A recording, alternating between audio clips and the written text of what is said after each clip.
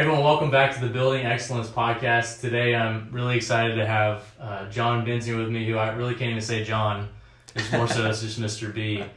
And one of the things that I've never opened up a podcast like this, but for me, one of the things I hope that you guys will get to see is the kind of the patterns in the people that we've interviewed and what they have learned throughout their life, but also not just the patterns, but the people that make the difference in your life. And so, Mr. B, you've been one of those for me. You know, he's been like a second dad. He's been someone that has always been there. And I think one of the things that you look back and you see how God orchestrates things, and it might be people, it might be circumstances, situations. Sometimes it's organically, sometimes it's intentionally. And for whatever reason, organically, my parents, became friends with you, and that happened. So it's really special for me to have you on and to tell your story. And the lessons that you've learned throughout that. So excited to have you on. Thanks for being here. Thank you. Good to be here, Bess. If you wouldn't mind, just go ahead and start us off. Give us a little background on yourself, where you grew up and some of those things that you learned along the way. Yeah. So I grew up in the northern part of Kentucky, a small town called Edgewood, where everybody knew each other. I spent 30 years there. I thought I'd die there. Most people that grow up in that area stay in that area. Yeah. Most of my best friends today are my second grade friends, and a lot more came on board in high school. But it's just a type of community where everybody, again, stays in touch and knows each other. Granted, it's grown significantly since I grew up there. The 2-lane roads have become highways. But our friendships have endured, and so that's where I grew up. We moved to Tulsa in 1991, so now I've got about 30 years in Kentucky and now 30 years in Oklahoma. I consider myself an Okie at this point. Yeah. So I left Kentucky kicking and screaming. Kathy, my wife, was ready to make a move. Mm-hmm. And again, I thought I was going to die in Kentucky.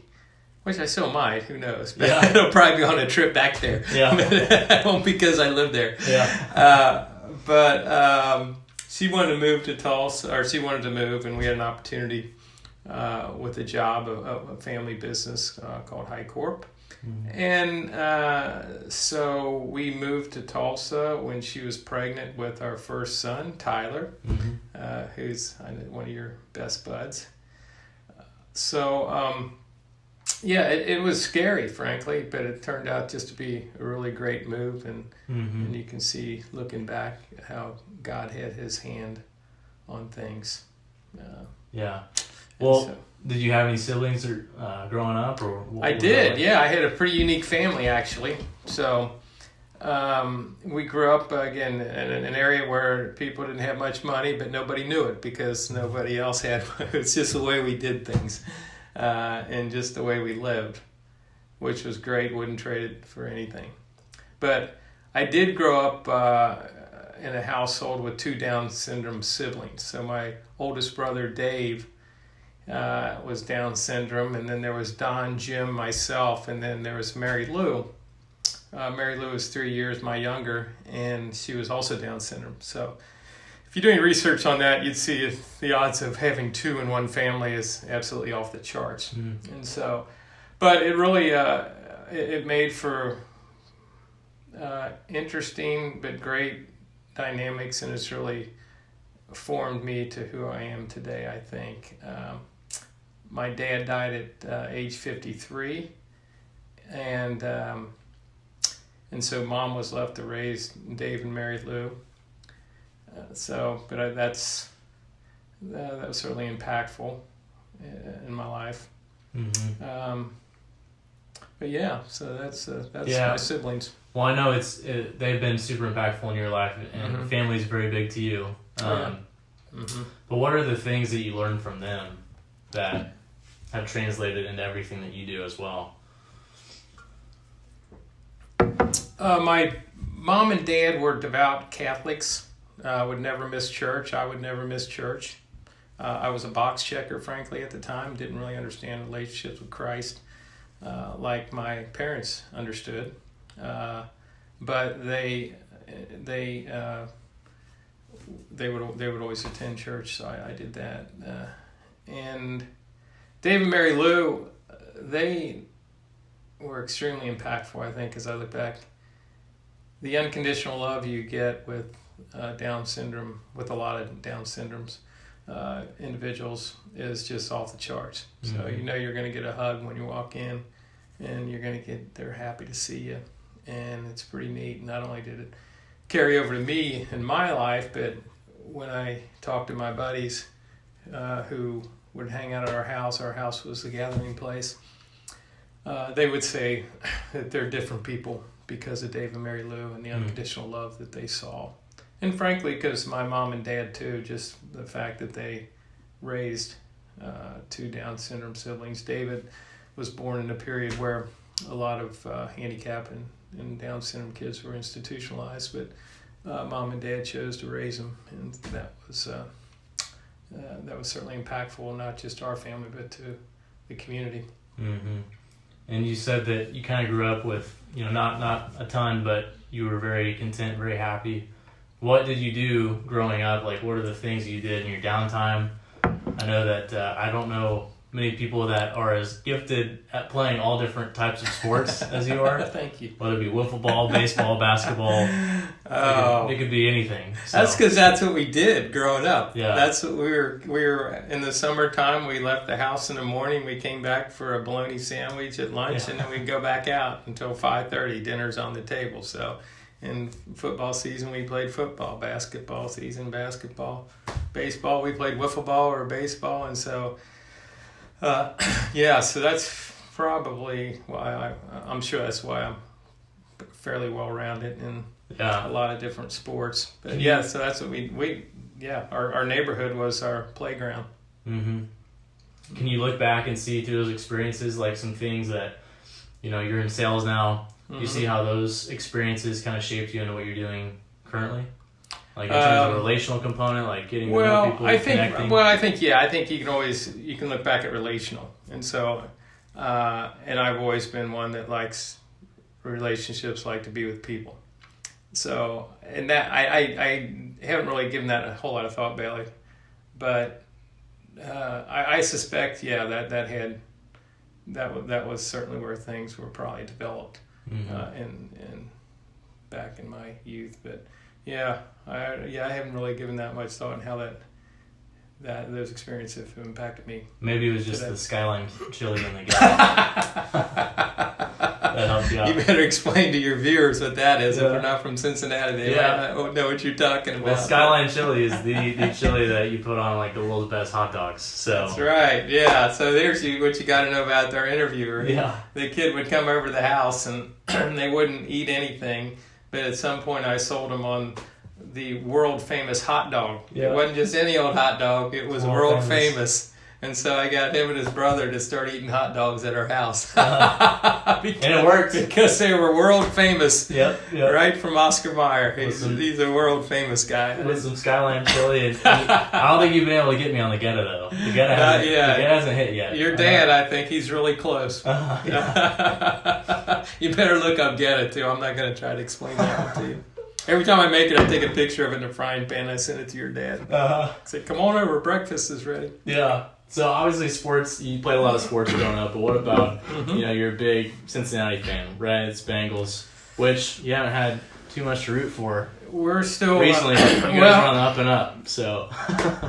Yes, spoken from a Cardinals fan who's spoiled because every year you're in contention. Yeah. Now, as a Reds fan, you really kind of still live in the 70s is what you do with the Big Red Machine long before your time. So for you old folks out there, you know what I'm talking about. So we're still living in the past. Yeah.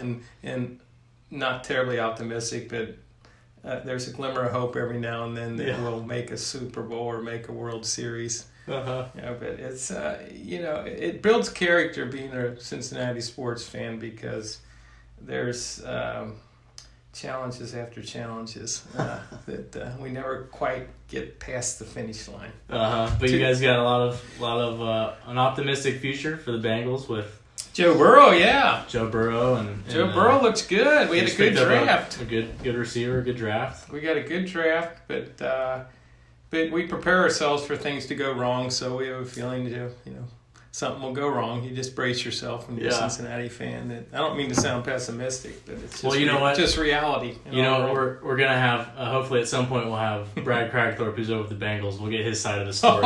So he's on staff right now. Is he still coaching with the Bengals? Yeah, we'll see what he has to say. Oh, yeah. Well, he's got to be optimistic. He's a coach. They pay him money. So he's got to be optimistic. But he didn't live through,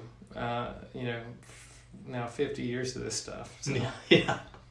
Yeah. Speaking of optimism, do you feel like you're a naturally optimistic person, or are you pessimistic, or typically? I think I'm. What am I? That's a good question. I am. I mean, everybody wants to say they're optimistic. Sure. Am I? I think I'm very realistic, and that might get in the way of optimism sometimes, if that makes any sense at all. Yeah. But am I optimistic? I think so. Mm-hmm. Given the choice of optimistic or pessimistic, I'd say I'm optimistic. I would agree. There's things that I'm pessimistic about, frankly. Mm-hmm. The way our country's going right now, I'm not too. That's concerning to me. Yeah. But I'd say overall, I would say I'm an optimistic person. Mm-hmm. Mm-hmm. So did you have any, going back to sports and the Bengals and the Reds, do you have any, who were your people that you looked up to growing up at a young age? Like these are, as you get older, you realize that when you're looking up the athletes, you're looking at the wrong guys. And Charles Barkley years ago said something to the effect is, say, parents, don't make me your kid's role model. And at the time, I thought that was terribly arrogant and not cool at all. But it's like, as I've grown to understand what he's talking about, it makes perfect sense. So when I was a kid, did I idolize is a strong word. I sure looked up to the Pete Roses and the Johnny Benches, Joe Morgans, Tony Perez's of the world, and with the Bengals, Kenny Anderson, who, it's interesting enough, he's become a friend of mine over the years, but he was a quarterback for the Bengals back in the 82 Super Bowl, and he should be in the Hall of Fame. So for all you out there, if you're voting for the Hall of Fame, Kenny should be in. Yeah. So, but it's kind of fun that he's become a friend, and it's a guy that in my childhood I certainly looked up to. Mm-hmm. In fact, I worked for he had a beer distributorship back in Kentucky, and I worked at that for a while and got to know him a little bit there. Yeah. But then we had some other commonalities. My godson ended up being his nephew. Really? Pretty neat how things play out. Yeah. So did you, when you were growing up, you go through high school, get into college, did you plan on going to college, or how did you wind up at the college you went to? Well, college, I went to Northern Kentucky University, which I still lived at home at the time. A good portion of my buddies went there, and a good portion of them went to University of Kentucky. I was always going to go to college, but I was probably always going to go to Northern Kentucky. Mm-hmm. I was immature back then, frankly, and I didn't want to move away from home either. I kind of liked being home and my buddies. It was really kind of a small college at the time. It was an extension of high school in a lot of ways for us, with a lot of intramural sports. So we kind of liked that. But a lot of my buddies and I, we all went there, and it was kind of just a progression of high school as I look back on it. Mm-hmm. But I spent 6.5 of the best years of my life there. Yeah. Actually, I say that I went full time for the first couple of years, and then I was working full time and going to school at night, so it took me a little bit to get through. Yeah. But yeah. Where were you working at when you were going through college? Well, I had several jobs, and I worked at the beer distributorship, as I mentioned earlier, Ken Anderson Distributing, which brought Coors across the Mississippi back in the early 80s. So for years with Smoking the Bandit and those type of movies, if you're familiar with that, they're smuggling Coors beer across the Mississippi. Well, we weren't smuggling it. We actually brought it across the Mississippi legally. And so, I worked with that for a while. My early years, I worked on a golf course. a country club about a half mile from the house. That started out caddying there, and then worked in a pro shop and on the grounds crew. So did spent a lot of time there. That was kind of a social thing too. It was a great job. Any kid that can work on a golf course in their youth, I highly recommend it, because back in the day we could play golf anytime we wanted after 2:00, and we knew the chefs, so we ate free, and and we got paid. The other members are paying to go there, and we got paid to be there. Yeah. And it's where a lot of the cute girls hung out too. So it was it was a lot of fun. And I'm sure just the relational component, getting to meet some of the people that were there as well. Yeah, it really that was interesting too, because, and I don't want to get ahead of your questions here, but no, go ahead. But the as I look back, and even at the time, I remember, and I'm not a big goal setter, but one of my goals was, I want to be a member here at this course someday, at this golf country club sometime. This is what I'd like to do, because I looked around and I saw what I perceived to be successful people that were coming out playing golf on Saturdays and Sundays, and I'm like, that'd be cool. I want to do that. So. So that was a little bit of motivation, actually, for me to just to work hard.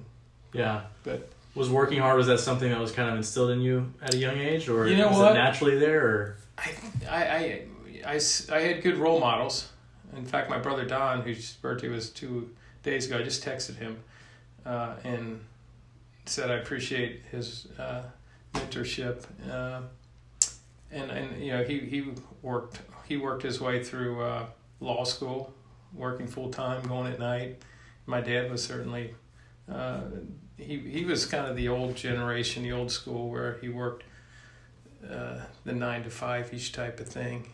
But I started caddying at the country club probably about 7th grade, and then I just hung out there. And so I think in hindsight, I kind of always liked having a little bit of money in my pocket. I'm a big saver and always have been extremely conservative with saving and things, but I kind of like that. Now, back in the day, because I had a steady, Mr. Charlie Muller, on Saturdays and Sundays, and you'd get paid $5 for 18 holes, and then they'd have a side bet on the 18th with the group he played in, and if he won that side bet, then he'd give me 75 cents extra. Really? So that was big time. That's big time. And at the same time, I worked at the Fruit Bowl. The Fruit Bowl was kind of a convenience-y store without gas, but it was a dive. And we'd go in at 7 and work till 10. We'd get paid $1 an hour in cash, so it'd be $3.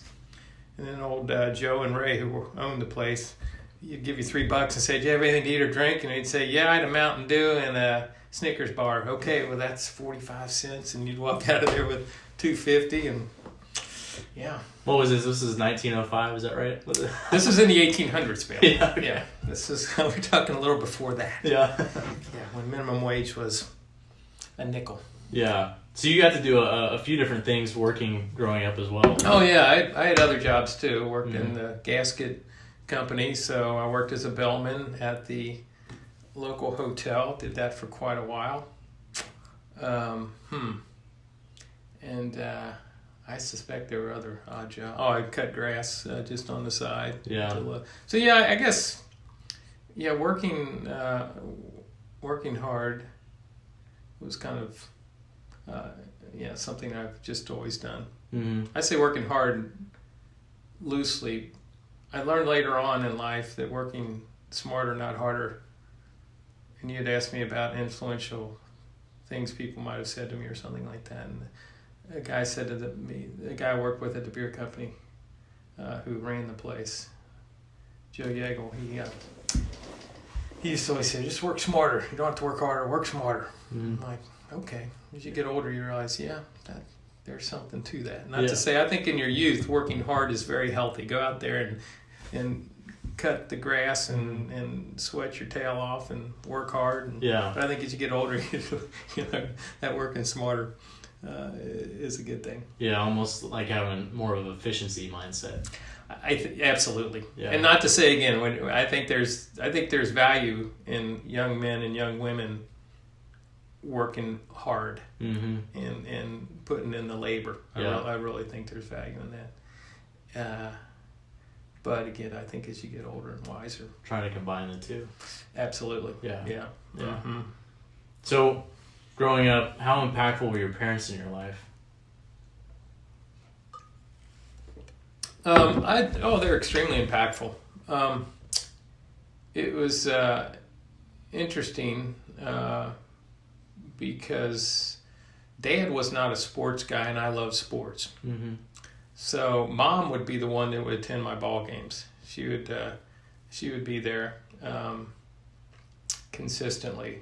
In the Benzinger household, dinner was always at 5:30. And so it'd be seven of us around the table. We all had our assigned seats. I was next to Jim, the left-hander, who would always be giving it like this, so he'd always get in my chili. Yeah. But so my parents were extremely impactful. Mom was a great role model, and her dedication to the family was something I probably took for granted when I was young, but as you get older and look back, wow. You know, her husband dies at 53. She's got 2 Down syndrome siblings that she's raising. Mm-hmm.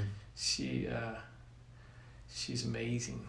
That's what she is. And still is. She's 93, be 93 here shortly, and still going strong.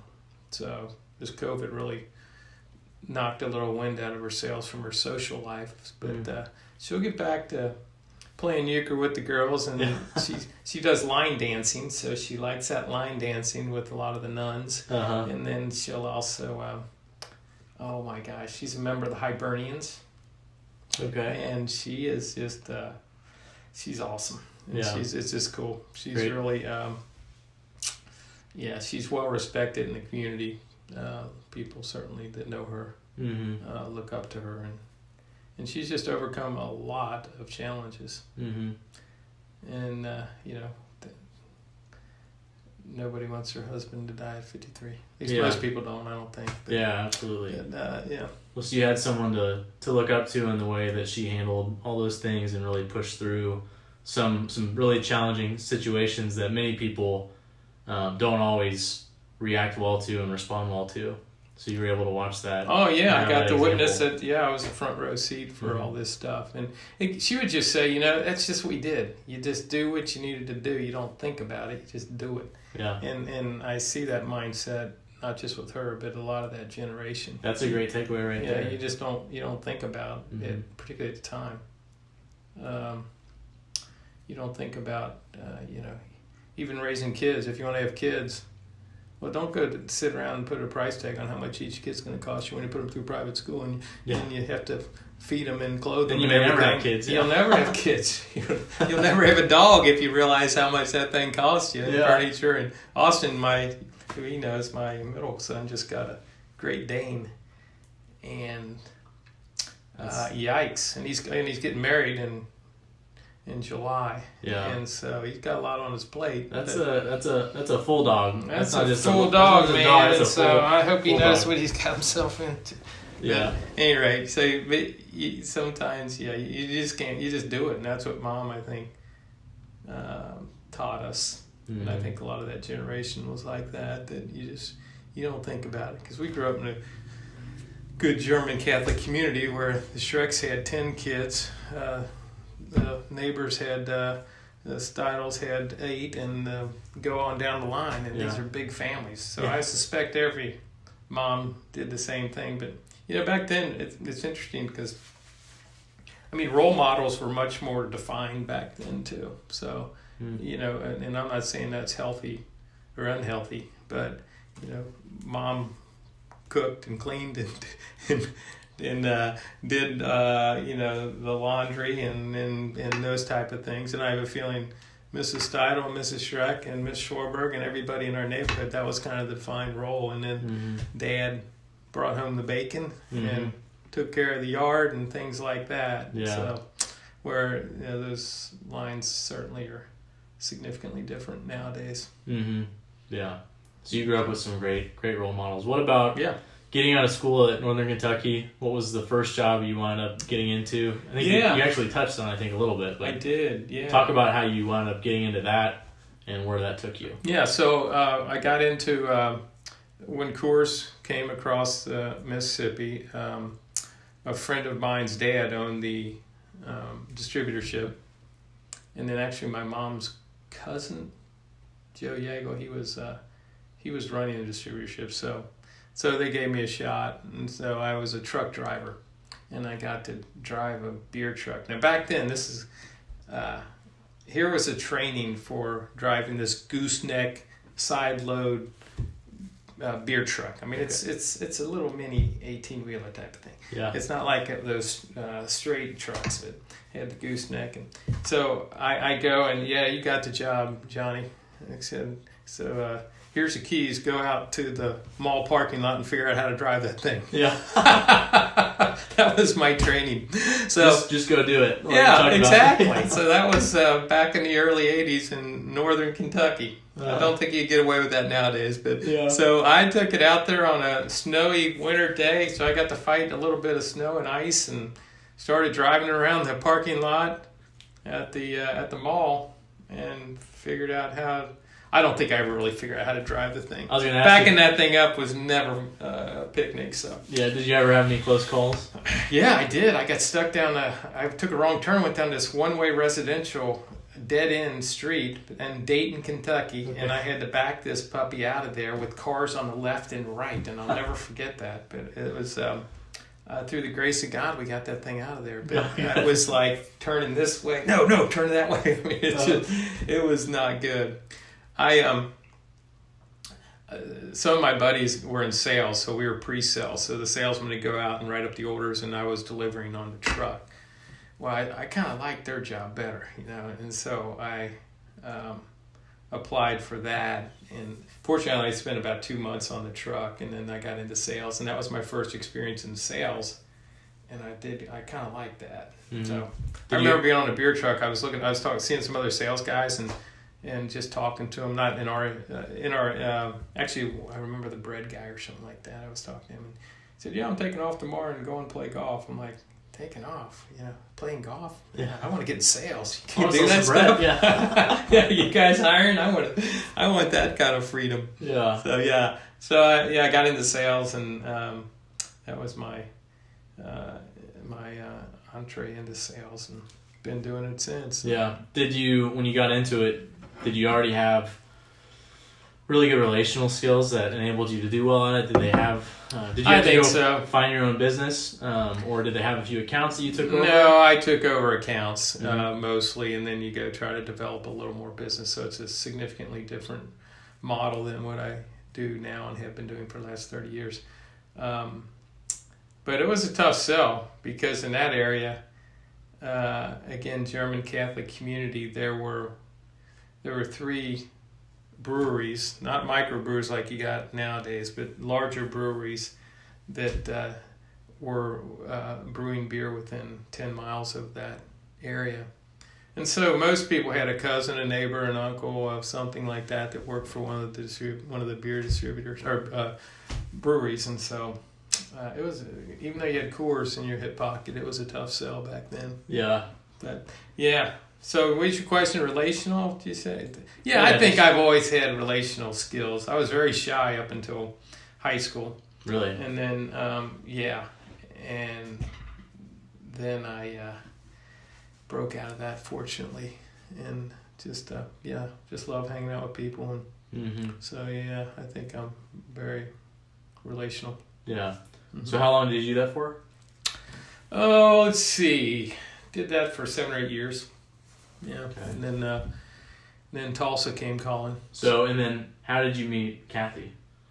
We met through a mutual friend. Kathy's from, crazy thing is, she was born in a hospital about 5 miles away the crow flies from where I was born.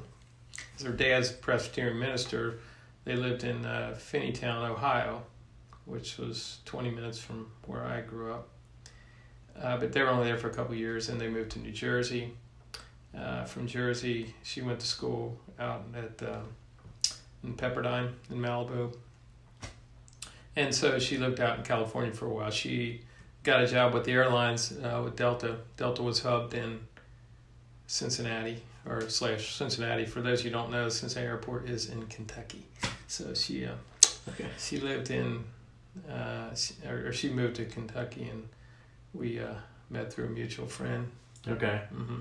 So you guys wound up getting married, and we did. You heard, huh? Yeah, I did hear. About 31 years ago. Mm-hmm. And so, how long you guys married and living in Kentucky before you guys decided to pack up and move to Tulsa? Yeah, we were just married for a couple years or so, and again, she was pregnant with Tyler when we headed to Tulsa. Yeah, mm-hmm. And I want you to kind of talk about that a little bit, because you said that you grew up in Kentucky, always thought you'd be in Kentucky for a long time. Yeah. You had great family, great friends. Mm-hmm. Then all of a sudden you pack up and move to a totally new place Mm-hmm. in Oklahoma and Tulsa that you Yeah. really didn't know. And I think one of the big components of, building excellence in your life is how do you respond to situations that occur when you have to step outside your comfort zone, and how do you go about doing that and taking that experience and making it a positive experience and a negative experience. And so obviously you did, but talk about kind of did you have any self-doubt or fear going into that situation where you're moving totally, I don't know what 8 hours away, whatever that is, maybe it's more. Boy, you drive fast, fella. Yeah. I don't know exactly what it 11 is. 11 and a half. 11 and a half. Okay. Yeah. So fear, tremendous fear. I didn't want to go away to college. Yeah. So I'm a little homebody. If it were up to me, then I'd still be living there.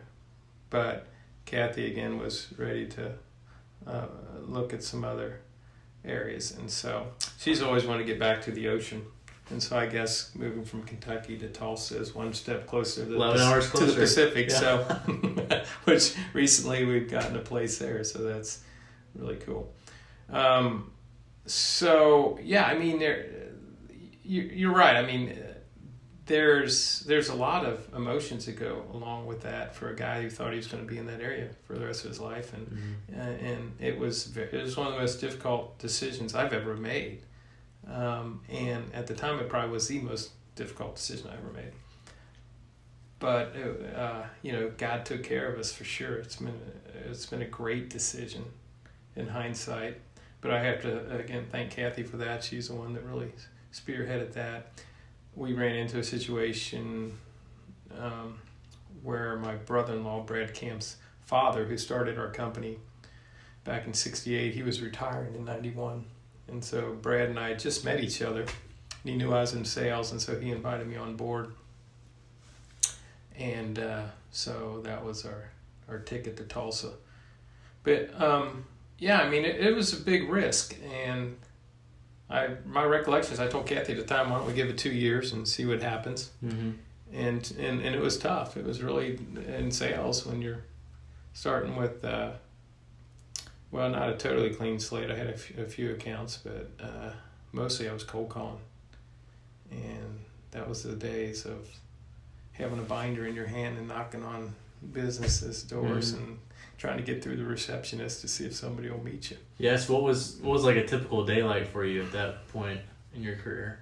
Well, I traveled to Wichita a fair amount, and then I went to Dallas a lot. So I would go and I'd have an anchor meeting or two, in Dallas.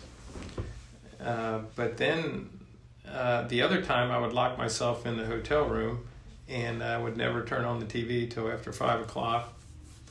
Then I would go through either manufacturer's guides or yellow pages and just look for companies that would that might fit our niche, and just pick up the phone, either rotary or dial their phone number in and call them and pray that I'd get a meeting. And back then it's like, I'm in town, any chance we get together? And if you caught somebody at a weak moment, they said, okay, come on over. I was just so excited because I never liked cold calling, still don't to this day. Yeah. but I knew I had to do it to build a business, and so I did it. And but I can remember being at normally I'd stay at the Days Inn in Dallas, Texas, $29 a night. Boy, I look now and I look back now and I'm like, that must be some druggy hotel or something, because there was nothing elegant about it for sure. But if somebody would say, yeah, I'll meet you here at 2:00, I'm like, yes. I just couldn't wait to get out of that hotel room. Yeah. Because again, I just didn't like it, but I knew I had to do it. Yeah. Would you go down there for the full week or just a day? Typically, I'd spend a couple of nights down there and have hopefully have at least 2 or 3 meetings, and then just start beating the phone. It used to be back in the day, you'd go to the Chamber of Commerce and you'd get a manufacturer's guide. And you start paging through it. Hey, these guys might be able to use something. These guys might be able to use something. Call them on the phone and see if you can get to the right person and catch them in a weak moment and let them. They say, "Yeah, come on." Yeah.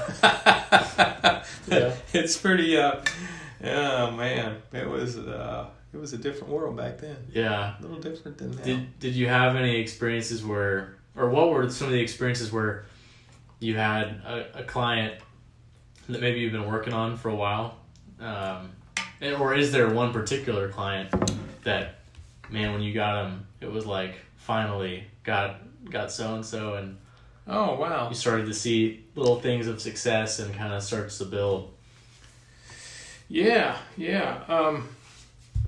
Let's see.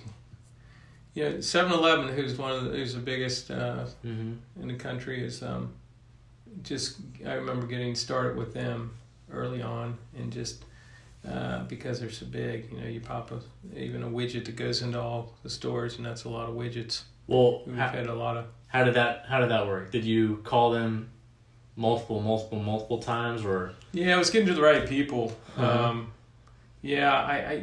don't remember exactly how that happened. You just did it. Frankly, I'm sure it was just calling, and finally you stumble across the right person and hopefully make a decent impression and get that first opportunity. And if you come through, you're going to get a second opportunity typically.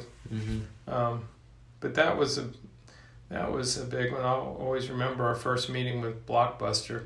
We were doing a tremendous amount of business with Blockbuster at the time, because they were just building stores right and left. I mean, they were just blowing and going.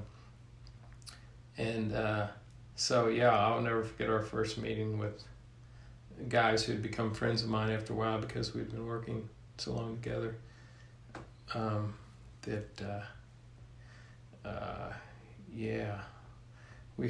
We were building a display there, and we were prototyping it. And they needed 4,200 of them, and they needed them in like 8 weeks, which was going to be brutal. Yeah. But we got down there with the prototype, and it was a kiosk that had frames on it, and we're showing them the prototype, and and the frames just started breaking. We're like, oh, you gotta be kidding me, really? So they broke. We laughed, talked around it, said we can deliver, and on a Friday, we gave them a deadline. Said you got to have this PO in by end of day on Friday, this particular Friday. And so Larry, who's head of purchasing, he was on the beach in Florida, and this was before cell phones, so we're trying to get a hold of Larry. Larry, you going to do this thing or not? You going to do it? And I couldn't get a hold of him. But we finally got an order like at 5:30 that it was faxed over from his hotel that he was staying at in Florida. So really? That was one of the funner deals. And a side story, so Gary Rigby, a buddy of mine who was national sales manager at the company that was helping me with this project, supplying it, manufacturing it, we played golf several weeks, or during one of our visits there, and he had this bubble burner, and so I was hitting his bubble burner driver and hitting it really good. He said, Johnny, at Blockbuster, if they pull the trigger on this order, he said, I'm going to buy you a bubble burner. Well, they pulled the trigger at 5:30 on on Friday evening. Saturday morning at 10 o'clock, I had a bubble burner sitting on my front porch. Yeah, FedEx had delivered a bubble burner. So, Gary, he made good on his word quick. So Yeah. that was pretty neat. Oh, that's awesome. Mm-hmm. So you work your way into getting more accounts, building your business, building your sales. You started to get success, and naturally, what were the things that really, as you look back, enabled you to kind of find success and be consistent about delivering on time and keeping those accounts? Yeah, well, relationships for starters. I think we developed relationships. Quick Trip's been a wonderful customer, and I've got a lot of great friends there that either retired or still work there. And so it's a relational aspect, but it's also just, I think, being upfront and being honest with them. Fortunately, we've been able to develop a lot of neat things with them, but it's mainly, I think, we've just been given a lot of cool opportunities, and so which I'll always be grateful to these guys and gals that have entrusted these things to me to work on. But let's see, what's your question again? Make sure I got this right. Yeah. So, I mean, go ahead, ask a question. Yeah, I'm not sure I'm answering your question. You kind of touched on it. Is the relational component has really enabled you to be successful in Well, sales. I think it's a relational thing. I told you this before. I do believe every sale I have is a gift from God, frankly, and so I think He's got it under control for sure. But I think that the opportunities that people have given us, certainly relationships come into play. You gotta. I have to have my trustworthy suppliers, my go-tos that I know are going to shoot it to me straight. And if they can't deliver, they're going to tell me. And then, but I got to be the same way for my customers. I got to shoot straight. And it's interesting. I don't really consider myself a crazy creative person other than on the workforce. I mean, my mind's a little different when I'm working for some reason, and I think God's blessed me with some creativity on how to solve problems. And I've been around, predominantly the C-store industry for such a long time that I know a lot of the ins and outs, and we've been able to figure out a lot of stuff together. With the Quick Trips, and Loves has been a great customer for quite a few years now, and getting a lot of buddies down there too. Yeah. Have you had any favorite experiences of situations where you've had to think on your feet and problem solve? Oh my goodness, let's see. I'm trying to think of anything specific.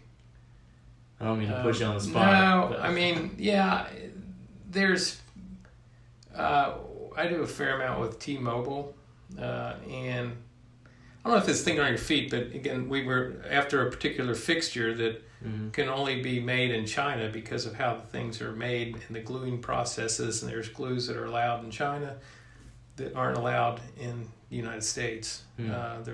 But they're okay to bring in, you just can't use them in the United States. And it's glue and clear acrylic, so you can glue it and it's seamless, it doesn't have bubbles and things like that. So we had a situation with them where they were looking for a lot of these, but we just couldn't get them quick enough. And so myself and my team just came up with a totally different design that we were able to deliver, and since then we've sold them a lot of them over the years. So and I'm sure there's a lot of others. I really can't think of any off the top of my head right now, but that's what we're always doing. That's what we do a lot. Is just work with customers and trying to figure out best ways to do things. I've got 2 or 3 initiatives right now that I'm working on with different customers that we're just trying to figure out. We can figure out a way to do things. It's trying to figure out the best way to do things. There's always a way. Yeah. But it's not always the best. Yeah. And so, that's what that's what I try to do, and we as a team try to do. Is trying to figure out what's the best, what's going to hold up, what's going to look nice, what's going to function properly. So. Yeah. Yeah. Well, there's a lot of things that, as I look back at your story, persistence is one. Obviously, being persistent in sales. Yeah. To be able to be successful in that regard. Yeah. One of the things that you had mentioned to me a while back, and I want to make sure it was known because you just mentioned it, but you had talked about how everything good comes from God. Yeah. And so if you have faith, that is something that is very important to remember. It's not just, we have to, I've always loved the idea or the quote behind, pray like it's up to God, work like it's up to you. So, we know everything comes from God, but we also have to work very hard, work smart, think about efficiency, but know that when good things come, it's not from just our own doing. Yeah. And I think that's one of the lessons that you've taught me. And I don't know if it's not always been verbalized, but it's something that is apparent through your example. So I just wanted to touch on that because that's a lesson that can be learned very easily by something you just said real quick and glanced over. And if you have anything, do you have anything you want to elaborate on? Well, I think it's not just the blessings that come from God, but I think the inviting God into your business is pretty big, and that would get you. That's gotten me through a lot of times it could have been extremely stressful, and there's still stress. The Bible says, "Do not be anxious in anything, but in everything through prayer and petition with thanksgiving, present your request to Christ, and the peace of Christ will transcend all understanding." And so, the stressful times is when I really appreciate my relationship with the Lord, because I know through Romans 8:28 that all things happen for our good. I think that maybe I take that out of context sometimes, but I try to think about that when things are going wrong, and Lord, don't know what you got in store, but I'm going to trust you. And so that's helped me through a lot of challenges. And that's one of the things we always talk about to people that come on the podcast about how do you handle pressure, how do you handle situations when they're not going your way, how do you handle confrontation. And so that right there in itself, if I was to ask that question, that's probably the best answer. Well, that's how I handle it, I think, and it's certainly helped me with that. And when you rely upon the Lord and trust Him, you can see He does mighty things. Some would say things are coincidental, or things, way to go, John. Sure. Well, it's not always me, it's the good Lord. And so, there's great comfort in that relationship for sure. And it's neat to give thanks to Him when things are going good. Absolutely.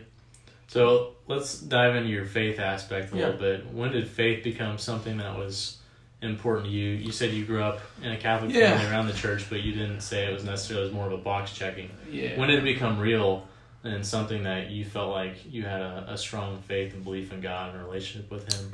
It became, well, let me back. I went to a Catholic elementary school, and then was in the Catholic Church for 30 years. And again, I was certainly a box checker. I had heard my dad talk about a relationship with the Lord and didn't really know what that meant. He was very involved in the Curcio, which is the Catholic version of the Walk to Emmaus, but never thought about it because I was, in hindsight, probably pretty self-centered and just looking for my fun, having fun doing things, and so when did it become more apparent? Become more apparent, I think, when I married Kathy, or even when we were starting to date, because she was a member of the Presbyterian Church. Her comes from a long line of Presbyterian ministers. Her dad, grandpa, uncles, aunts, cousins, got a bunch of them in the family. But she took me to a Presbyterian church, and I'd never really heard preaching quite like that before. And then when we moved to Tulsa, we got plugged into First United Methodist Church, and Dr. Buzzkirk would just bring the wood week in and week out. And I found myself where it seemed like, where Mass, when we went to the Catholic Church, would be, back in the day, 45 minutes to an hour. And I'm like, looking at my watch, ready to get out. Uh-huh. Then we joined a Sunday school class, First United Methodist, and with that in the service, we'd spend 3 hours at church on a Sunday morning. I loved it. It was great. I'm like, such a different, it was just different. It was fun. It was cool. And most of my cronies in Tulsa today are guys that were in our Sunday school class. So I was around different people. My brother-in-law, Brad Camp, he really lived it. And he was influential. My father-in-law certainly was influential in taking my faith serious, and seeing the joy that comes with that. I didn't realize the joy that came with that at the time. But also Kathy was extremely influential in me, and she was. I can still remember when we were just married. I can still picture her sitting at the kitchen table doing a devotional. And this brings a tear to my eye. But I got out of bed. I'm like, "What are you doing?" I said, "A devotional." I said, "What is that?" I didn't know what that was. And she kind of explained what she's doing. I said, "Wouldn't you rather sleep in than do this?" And she said, "No." Okay, that's interesting. But I at the time didn't know what a devotional was, and hadn't seen that. But so Kathy is a woman of very strong faith, and she has absolutely been influential to me in my faith. Also, the Sunday school group that I mentioned has been extremely impactful. Just to be around a bunch of guys that love the Lord is, it's iron sharpening iron, for sure. We had, it's interesting how a lot of my cronies from back in Kentucky, how we've evolved through a relationship with the Lord.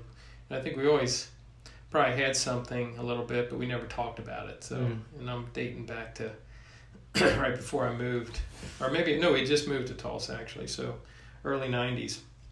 We just got finished playing softball, and I was at my buddy Joe McGinnis's house, and we were talking, and his dad and my dad were very good friends, best of friends really, and very involved in Curcio. And I said, "Joe," we always talk about, sports and girls and stuff. So we never talk about the most important thing in our lives, a relationship with the Lord.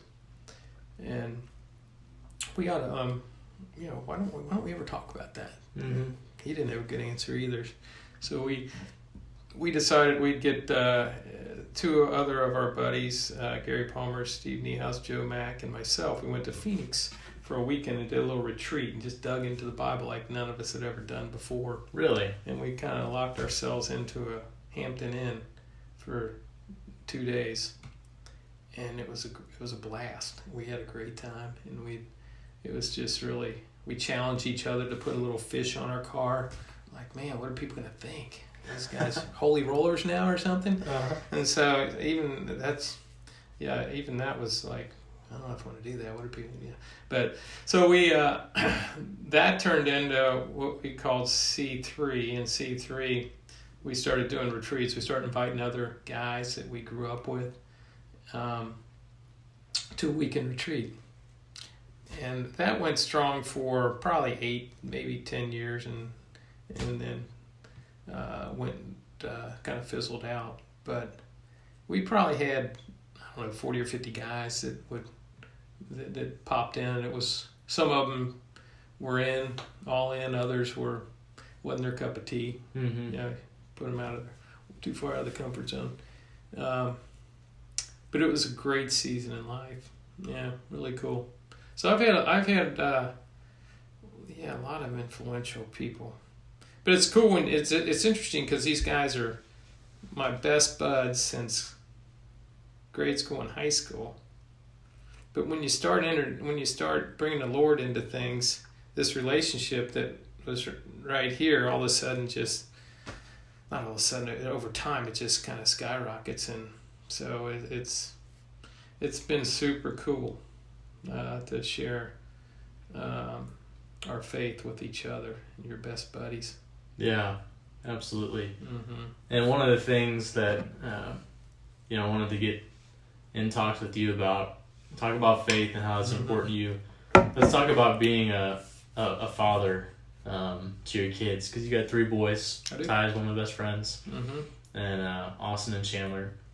They're all, except one, is about to be married. So 3 and 10 months. Yeah, so you got new additions to the family. But just talk about being a parent, because I think when my family got to know your family, I don't know what, maybe I was probably kindergarten, I think. Maybe. Yeah, you and Tyler were kindergartens when your mom, Julie, and Kathy got to be buddies, and the relationship started then. Yeah, just talk about, what do you think it means to be a good father?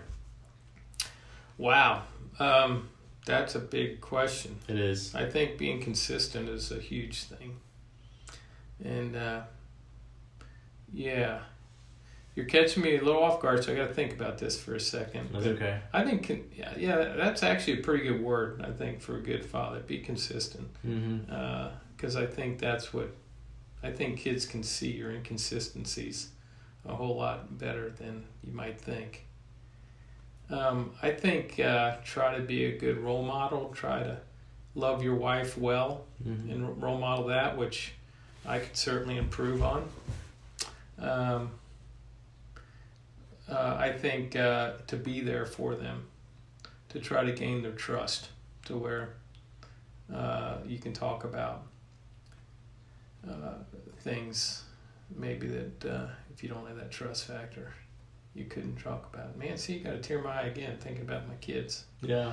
Love my boys. Yeah. I always thought I'd have a basketball team badly if with 3 boys, and and not all of them love basketball. Yeah. But God love them. So well, and I think that's another great point too, because I could sit here and I could talk about what I see from my perspective. Yeah. But just in that comment right there, you're a big sports guy. I would say all 3 of your boys have totally different interests, but you love them equally. And I think that is a very, very consistent approach to parenting. It's not like necessarily, I don't know if you're trying to do that, but you care about each one of your kids, no matter what their interests are, no matter what they want to do or be. You're just always present. You're there for them. And that's one of the things that I could watch, just being around. I mean, it didn't matter if it was a basketball game or going to a play. I think most likely you're going to be there, right? Oh, yeah. We didn't. Kathy, too. I mean, neither of us missed too many events. Yeah. I've seen many of Chandler's performances like 4 or 5 times within 3 days. Yeah. I just didn't want to miss them. Yeah. I want to be there for them. But it's interesting how your kids introduce you to avenues in life that you never thought you would go or enjoy. And so for me, before Chandler, to think I'd go to the theater, let alone spend money on a ticket to go to the theater, like, forget it. A musical? No, I'm out. Now I just love it. I'd just soon go see a musical as go to a ball game. Yeah. In fact, I'd rather typically go see a musical than go see a ball game. So, I mean, your kids certainly influence your interest, I think, in a lot of ways. I mean, you guys see it a lot. Even in baseball, part of that becomes your community, and I'm sure your mom and dad would enjoy going to your games and develop friendships there and stuff. And so, but yeah, I'm crazy blessed to have 3 healthy boys, and all of them are Christians, which is important to me. That's, to me, is the biggest thing you can do for your kid is try to nurture that relationship with the Lord as best you can, because time on earth is pretty short compared to eternity in heaven. So, yeah, absolutely. So I want to hang out with my boys and my daughter-in-laws and my grandkids in heaven. So I think just trying to nurture that relationship as best you can and build that foundation in them. Yeah. And it's so that they'll always be grounded in the Lord. How do you feel like you go about that? Like, I mean, if you're a parent, how do you try to impart, faith in a kid's life? I think first of all you got to live it, because that's a consistent thing, and you can't. If you're not role modeling it well, then I don't know how you're going to teach it well. And so I think having them plugged in we tried hard to get them plugged into the kid. When we go to Sunday school class, they'd go to their classes, and none of them really liked going there for some reason. But we, when we were making the decisions, they were going there, and then we went to some different churches trying to get them plugged in, and that didn't work so well. But also sending them to Christian schools. 2 of them went to Metro Christian, one Holland Hall, and then the Region Days. You remember the Region Days, Bailey? I do. So how do you do? I mean, be open to talking about it, and just live it. I think that's the biggest thing. You gotta live it. Mm-hmm. And I'm not sure I do that well. I try, but I'm inconsistent. I'm a sinner like everybody else. I screw up, but Kathy, when the very few times that we'd ever get in a disagreement in our marriage in 31 years, she's awesome. She taught me a great lesson, I think, and that I don't know how people don't ever go to bed upset with each other in a marriage from time to time, even though I know we're not supposed to. But she'd wake up the next morning and say, "It's a new day, let's start over." Mm-hmm. And I always appreciate that. And I think that's a great way to live life. Yeah. If today's a new day, let's start over. Mm-hmm. So I think that's a great, because there's lots of marriage books out there or people giving advice on marriage, and they always say, solve your problems before you go to bed.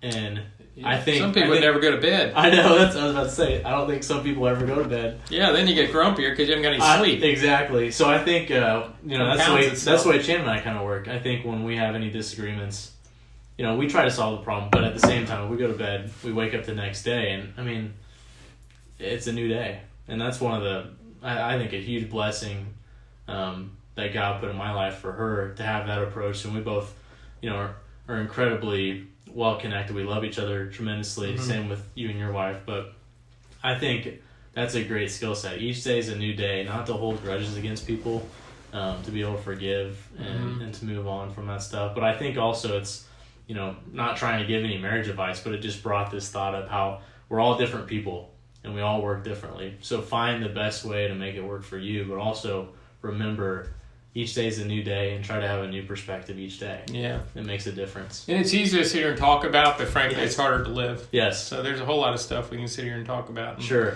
Yeah. Sound like we're really smart guys and we really live it. But, well, you might, but I don't. So no. Sometimes you know what you should do and supposed to do, but you don't always do it. And frankly, pride gets in the way too much. Mm-hmm. So, I didn't do anything wrong. Why do I need to ask for forgiveness? Yeah. Okay. Obviously men struggle with that probably more so than women, but sure. The pride thing's pretty tough. Yeah. But we could spend a whole nother podcast on that, Bales. We probably don't need to go down that rabbit hole. Well, let's talk a little bit about, you said growing up initially, you'd be at the country club and thinking, this is, if I could be a member of the country club, I'd have made it. Heck yeah, that's what I thought back then. Yeah, so how has that changed over time, and what do you think? Was that success in your mind, or? Oh, in my immature mind back then, sure. Sure. Because I saw what I thought were successful guys. Because you made it. Before you, maybe even at younger ages, not all, a lot of people put that mantra of success as being, dude made a lot of money. Mm-hmm. And that could be deemed as success, maybe. But for me, I'm not sure I define success as that anymore. How do you define it now? I knew you were going to ask that. Yeah. Now I got to think that. How am I going to define it now? Oh, success now is, what is it right now? It's different aspects of my life. I mean, my marriage, trying to, just make that as good as it can be. my relationship with my kids is that's success to me. If I want to keep a great relationship, I'm real involved in the Boys and Girls Club, as are you. And, success to me is when a kid comes up to you and said, hey, you know what, this or that, you impacted me. When at a younger age, you told me this or that. I had that experience recently. And so that to me makes me feel great that, efforts are not in vain, but also I think that's kind of success. I think loving people well, fulfilling the Great Commission is success. Leading people to Christ is success. It's a whole lot different than money. Yeah. But, I say that, Bailey, but it's interesting. I mean, through the grace of God, we have a little bit of money now, and that hadn't always been the case when we got 3 kids in private school. And so sometimes you got to be careful when you say things like that. Cause, okay, it's kind of like, okay, I can check that box because we got a little bit of spare money now. Yeah. And so that's not success anymore. But if I were sitting here without a dime in my pocket, would I say that money is a part of success? I'd probably say yeah. So I think life is about perspective, and how you perceive things is your reality. So but if I was sitting here, with not knowing where my next meal's coming from, I'd probably think money was a definition of success. So I'm only telling you from my perspective and where I'm at right now. So it's a little. I don't think it's a horrible thing for somebody to say, yeah, well, I'd like to get enough money to buy a house. That to me would be part of success. Sure. If that's your only success, that's the only thing you're after, I think you need to look at your life and maybe try to get a little more well-rounded. Yeah. I think that for that to be an aspect of your success I think that's okay. Yeah, I don't know if you ever heard of a guy named Ed Milet. No. He really, in my opinion, he sums it up, because that is something that always gets talked about. Money doesn't matter, but it does matter, because you have to provide for your family. Yeah. You have to provide necessities. If you set goals and you want to, own a house one day, that, like you said, that could be success in some facet. But I think he equated this to like happiness. People think, when you have X amount of dollars, you'll be happy. And his process was saying, like, he's wanted to have a private jet. He's done really well in business. He says, if I'm to sit here and tell you that, flying on a private jet doesn't make me happy, I'd be lying to you. Yeah. Like, I like flying on my private jet. When I get up there, I'm looking out. Yeah. He's got a house on the beach, and that's where he always wanted. So he's looking out at the beach every morning. It makes him happy. But it doesn't provide him with fulfillment. That's what he says. He's like, it's not going to provide you with fulfillment. Fulfillment to him is his faith, impacting people, the Great Commission type thing. So I think that's another way of looking at it. And not to get all consumed into worldly things, but it's so important that you are able to define success in the right perspective and understand what truly matters. So, like, faith is obviously probably the foundation for you, and then everything kind of stems from that.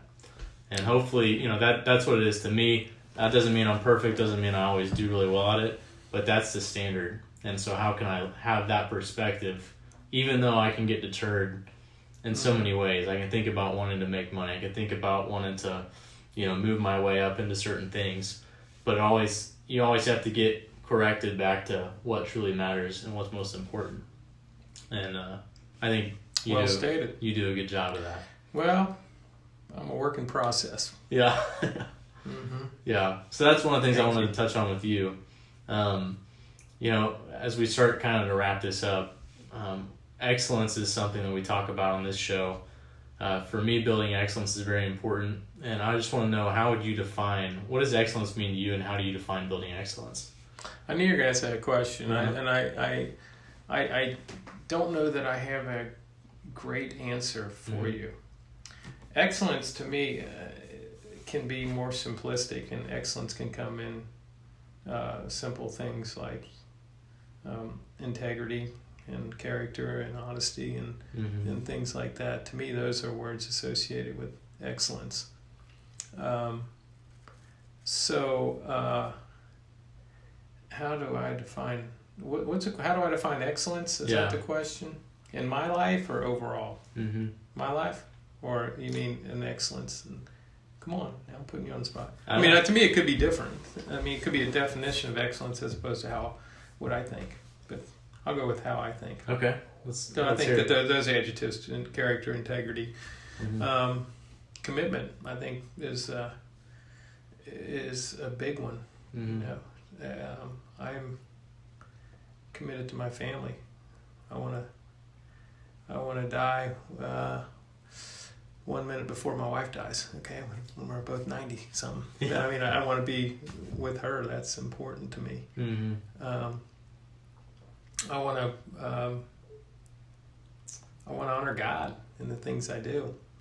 In tithing, and that's important to me. Giving back is important to me. I think kind of, I'd hate to get to heaven and I may get there and God says, man, I gave you so many things, so many tools in your toolbox, and you only used a hammer, instead of using all these other things. So I think excellence might be figuring out all them other tools that God's given you and how you can use them for kingdom business. Mm-hmm. I think excellence.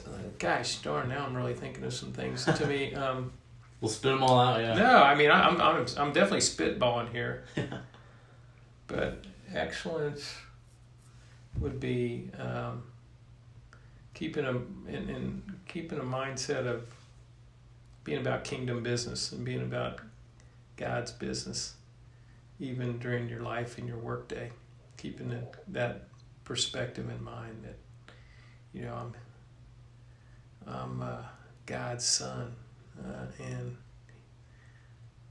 He loves me, and we want to, and I need to love other people well, Mm-hmm. love the Lord your God with all your strength and might, and love your neighbor yourself. So, to me, that's excellence, doing those things.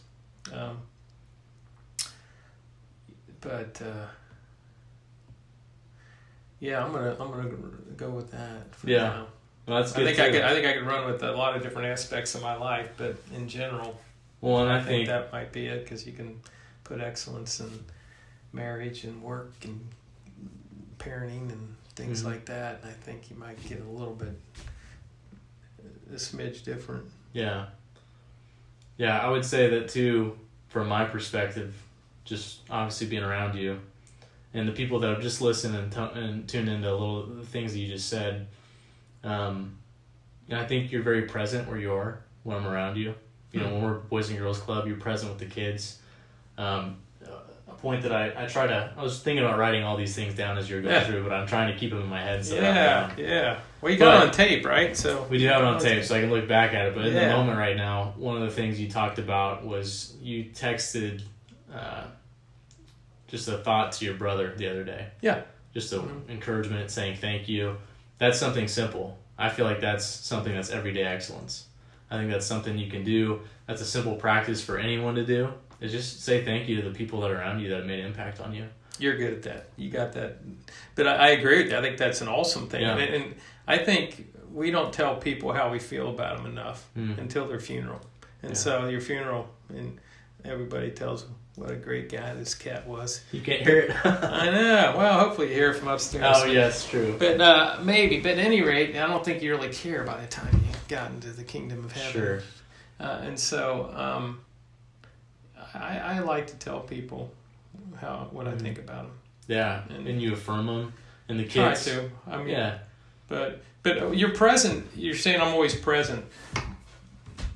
You see that side of me. I'm not always present. By the way. Talk to Kathy. Okay. I know. Talk to my sales coordinator. Yeah. When they say, "Didn't I just tell you that an hour ago?" I'm like, "What? Yeah. Where were you? Where was I?" So you might say and think I'm present, but that's not always the case. Yeah. So, but just going back to some of those things, when we're with kids at the Boys and Girls Club, you're present with them, you're encouraging them, you're speaking positivity into their life, which is a huge, huge thing that needs to be spoken more of to so many people. Like encourage and build up kids, especially kids, really anybody. But that's something that's there.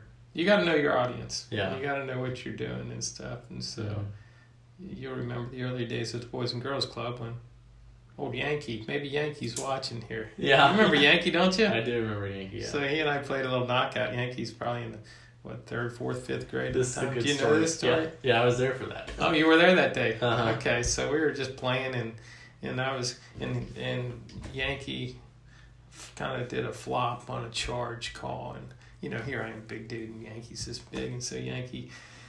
And I started calling, hey, we're going to call that the Yankee flop. And then I was just razzing him a little bit. And then later on, he and I went over and we just played knockout. Yes, yeah. And I happened to beat him when the kid could shoot. I'm a lot older, but he's a good player. And how old was he at the time, too? Oh, Young you'd probably, I guess, fourth, fifth grade maybe. Yeah, young kid. So I beat him. He walks off the court and he flips me off. Yeah.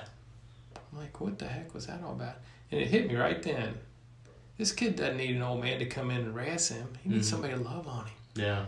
He needs somebody encouraging to build him up. And that was a pivotal point in the things and how my approach at the Boys and Girls Club. These kids, a lot of them don't have a dad in their life. They might have a mom, but they don't need some old man coming in and calling them the Yankee flop and giving them a hard time. They need somebody to love them, and so I changed my approach right then. Like I'm speaking words of encouragement into these kids. I'm appropriately hugging them because they don't get that from another guy. It's that love languages thing, and so I'm gonna try to keep love languages front and center when I'm talking, particularly these young guys. 'Cause they don't get to hear. Just dream about something, man. You're gonna dream big, buddy. Yeah. Yeah, you're gonna be big time. Might not be the NBA, but you're gonna be really successful. You're gonna love on people well. You're gonna, just things like that. And so that was, that was cool.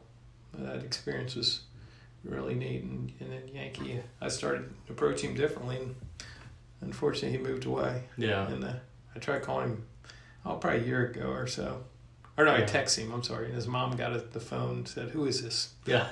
And then it was just kind of got weird. Like, I was a friend of his. I'm an old man. Yeah. And I was a friend of his down at the club. So, but at any rate, so I'll still try to reach out to him. I know he's down in, I think, Fort Worth area. Yeah. And hopefully one day our paths will connect again. Actually, what's funny? I forgot about this. So we're down at the club one day. This has been a year or more after he left.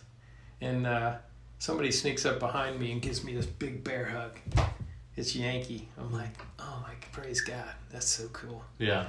Maybe there's a seed that was planted by not just me, by you and other people that hang out down there. So, but again, I don't want to overstate my impact there. It's just hopefully you're affecting a few kids. Jamar Giddens, he's the one impacting kids. Lots of them. Well, I think we all have opportunities in front of us to be present and impact the people that are around us. In whatever way that is. Could be big, could be small, but if you try to be intentional about being positive people, encouraging people, building people up. Yeah. That's a big, big deal that many people don't often get, unfortunately. So that's something that I see that you do. And also something I want to point out too is, as you're talking through these stories, or if I say something, humility is a trait that you have.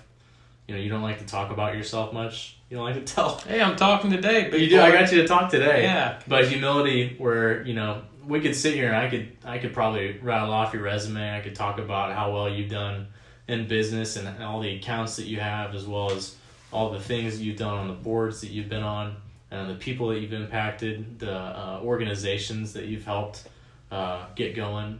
We could talk probably a long time about, I don't know if it's exactly right, but the organization that you do over in Kentucky, I think you go back every year for. Or Team 7, maybe? The ALS? Yes. Yeah. That'd get us some, so that was a cool story. Yeah. So we were able to raise a couple $1 million to start a foundation at the University of Kentucky because my best buddy, Kevin Heydrich, died of ALS back in, when was it, Kev? Let's see, 05. Yeah. And so, but we when he was diagnosed with Lou Gehrig's disease, we started fundraising for him and Jill, his wife, thinking he might need some money. And Kevin said, "No." Said we raised. We had a golf outing. I think we raised $10,000 or $20,000. We ended up raising $60,000. Like, wow, that was crazy.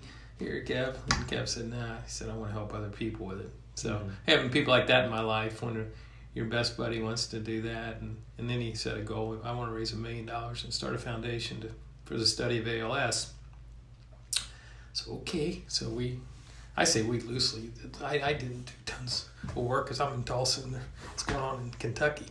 But that was raised, and then Kevin said, "I want to raise another $1 million to help people that don't have the funds for wheelchairs or step vans or things like that." So a couple years after he died, that fund was those funds were raised, and there was a second foundation set up. So that's pretty cool. God's put me in some pretty interesting spots to have some really neat experiences, and just to watch Kevin through his process was crazy impactful to me too.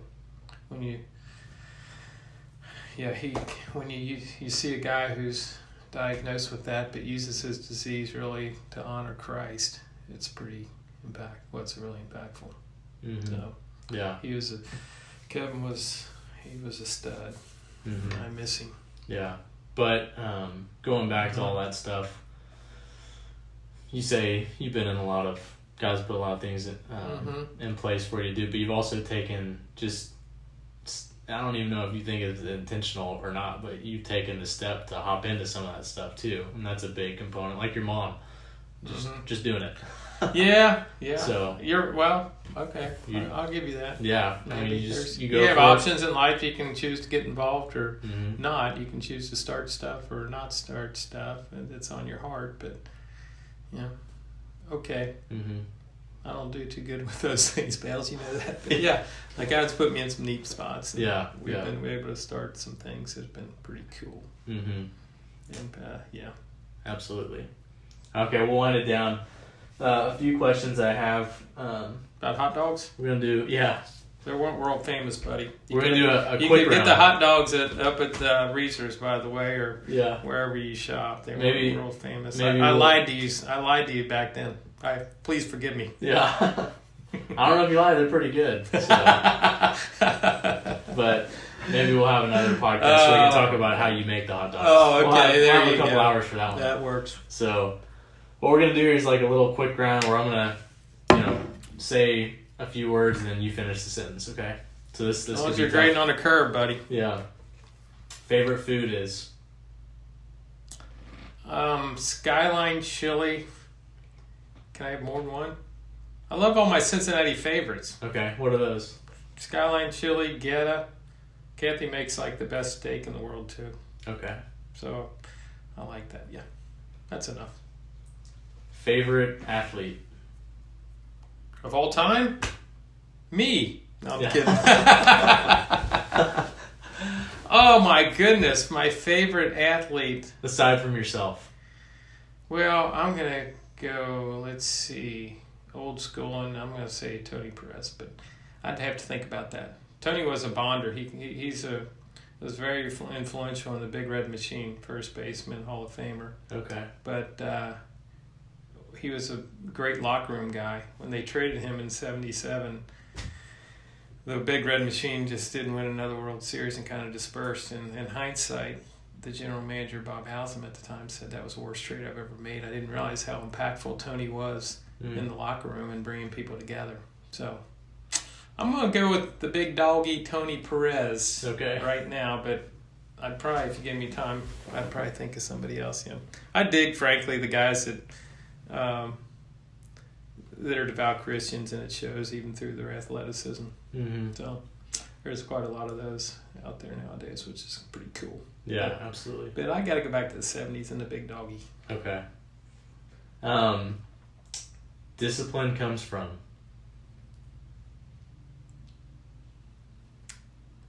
Practice. You can do anything if?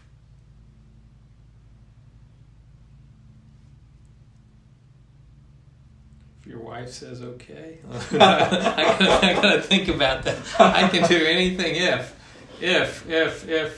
Oh my! And I'm supposed to have a one-word answer to this. You can have one word. You can have a couple words, couple sentences. I can do anything through Christ who strengthens me. How about that? That works great. So I stole that one from. So I don't know where. I think I read that on a bathroom wall somewhere. Okay. Just kidding. Sorry, God. If I could do it all over again, I would. If I could do it all over again, I would. I wouldn't change much. I like the way things have gone for the most part. I was a knucklehead for sure back in the day, but I think I'm a better man today because I was a knucklehead back then. I learned a lot about life and maybe things not to do. And I think God puts you through a whole lot of experiences in your life so that you can learn and you can also relate to other people that might be going through that and stuff in their lives. So, yeah. Favorite vacation spot? Anywhere next to my wife. Okay. No. That's a lot of places. I know. She's a traveling machine. We've been to a couple European cruises that were off the charts. So I'm going to go with that European cruise thing where you just eat like there's no tomorrow and see really cool stuff that you've only seen in books before. That works. Is there a favorite piece of advice that you ever received, or what advice would you give to young people just starting careers today? Wow. I tell the kids at the club a lot. I said, just make good decisions. Make good decisions. I still like work smarter, not harder. But you know when you're making decisions if they're good decisions or not. Yeah. Most of the time, not all the time. Sometimes you have to play it out.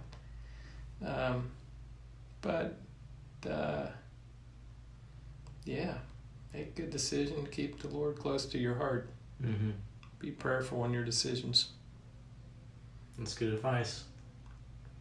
So, Mr. B, thanks for being on the show. Thanks for being a great mentor to myself, to many other kids, to being a great friend, being a great person, and just being someone that truly exemplifies what it means to live the right way. So thanks for being on the show. Thank you. And hopefully we'll have you on again for the Skyline chili hot dog recipe. That sounds good, Pally. Thank you. I love you, buddy. Yep.